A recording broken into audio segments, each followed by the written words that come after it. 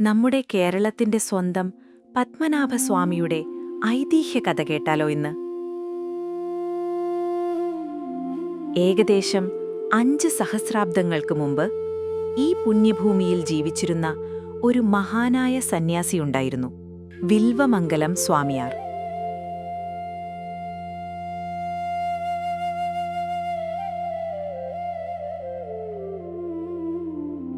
അദ്ദേഹം ഒരു സാധാരണ സന്യാസിയല്ലായിരുന്നു.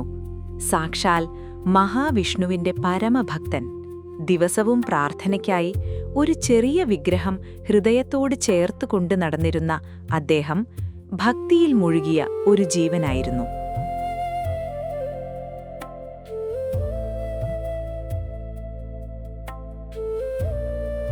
കാസർഗോഡിലെ അനന്തപുരം തടാകക്ഷേത്രം, ഒരു തടാകത്തിന്റെ നടുവിലുള്ള ആ ദിവ്യക്ഷേത്രത്തിൽ സ്വാമിയാർ ഭജനയിൽ ലയിച്ചിരിക്കുകയായിരുന്നു. അപ്പോൾ അദ്ദേഹത്തിന്റെ ഭക്തിയിൽ സംപ്രീതനായ ഭഗവാൻ, സാക്ഷാൽ മഹാവിഷ്ണു, ഒരു ചെറിയ ബാലന്റെ രൂപത്തിൽ അദ്ദേഹത്തിനു മുന്നിൽ പ്രത്യക്ഷപ്പെട്ടു. സ്വാമിയുടെ കണ്ണുകൾ നിറഞ്ഞു, ഹൃദയം നിറഞ്ഞു. ഭഗവാനെ, എന്നെ വിട്ടുപോകരുത്, എനിക്ക് കൂട്ടിരിക്കണം എന്ന് അദ്ദേഹം പ്രാർത്ഥിച്ചു.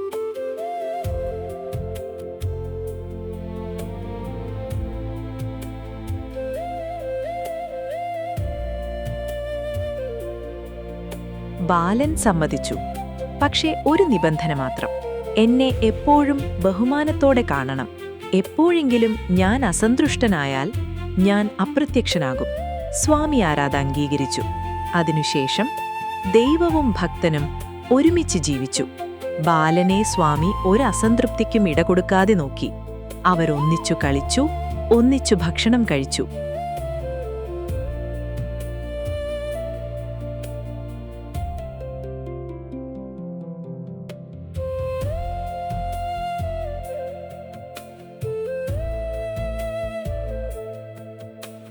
അങ്ങനെ കാലം കടന്നുപോയി.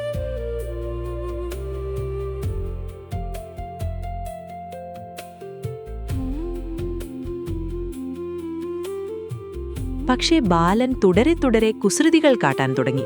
പ്രാർത്ഥനയ്ക്കിടയിൽ വന്ന് ശല്യം ചെയ്യും, വിഗ്രഹത്തിൽ തൊടും. സ്വാമിയാർ എല്ലാം സ്നേഹത്തോടെ സഹിച്ചു.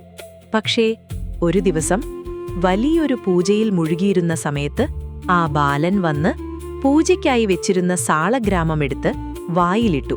ആ നിമിഷം സ്വാമി കോപം കൊണ്ട് ജ്വലിച്ചു. ഒന്നും ആലോചിക്കാതെ അദ്ദേഹം ബാലനെ ശാസിച്ചു. അത്രമാത്രം. ആ ബാലന്റെ കണ്ണുകളിൽ വേദന നിറഞ്ഞു. ഒരു മിന്നല് പോലെ ഓടി അവൻ അപ്രത്യക്ഷനായി. ക്ഷമിക്കണം എന്ന് നിലവിളിച്ചുകൊണ്ട് സ്വാമിയാർ പിന്നാലെ പോയി.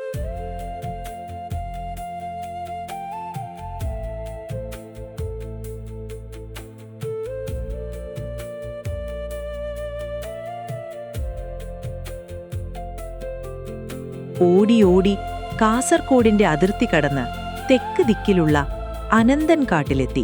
ഒരു വലിയ ഇലിപ്പമരത്തിന്റെ ചുവട്ടിൽ അവിടെ ആ ബാലൻ നിൽക്കുന്നു. പെട്ടെന്നവൻ അപ്രത്യക്ഷനായി. അടുത്ത നിമിഷം ആ മരം പൊട്ടിവീണു. അതിന്റെ സ്ഥാനത്ത് ഒരു വിശ്വരൂപം, 1000 തലകളുള്ള അനന്തന്റെ മുകളിൽ, അനന്തശയനത്തിൽ മഹാവിഷ്ണു. ആ രൂപത്തിന്റെ തല തിരുവല്ലത്തും പാദം തൃപ്പാപ്പൂരിലും. സ്വാമിയാർ വിറച്ചു. ഭഗവാനെ, ഈ രൂപം കാണാൻ എനിക്ക് കഴിയുന്നില്ല, അങ്ങൊന്ന് ചുരുങ്ങിത്തരണേ. ഭഗവാൻ സ്നേഹത്തോടെ യോഗദണ്ഡന്റെ 3 ഇരട്ടി വലിപ്പത്തിലേക്ക് ചുരുങ്ങി. അവിടെ തന്നെയാണ് പിന്നീട് പത്മനാഭസ്വാമി ക്ഷേത്രം ഉയർന്നത്.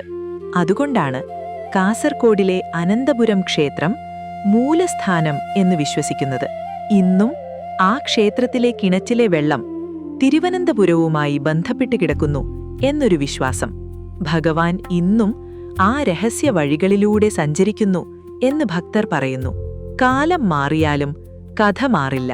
കാസർഗോഡ് മുതൽ തിരുവനന്തപുരം വരെ ഭഗവാന്റെ കാൽപ്പാടുകൾ പതിഞ്ഞ ആ മണ്ണ് ഇന്നും ഭക്തിയുടെയും ദിവ്യരഹസ്യത്തിന്റെയും കഥ പറയുന്നു.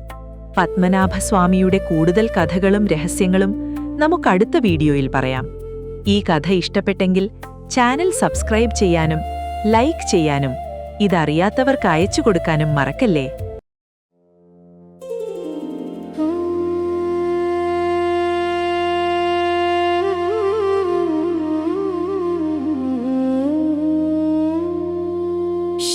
शान्ताकारं भुजगशयनं पद्मनाभं सुरेशं विश्वाधारं गगनसदृशं मेघवर्णं शुभाङ्गं लक्ष्मीकान्तं कमलनयनं योगिभिर्ध्यानगम्यं वन्दे विष्णुं भवभयहरं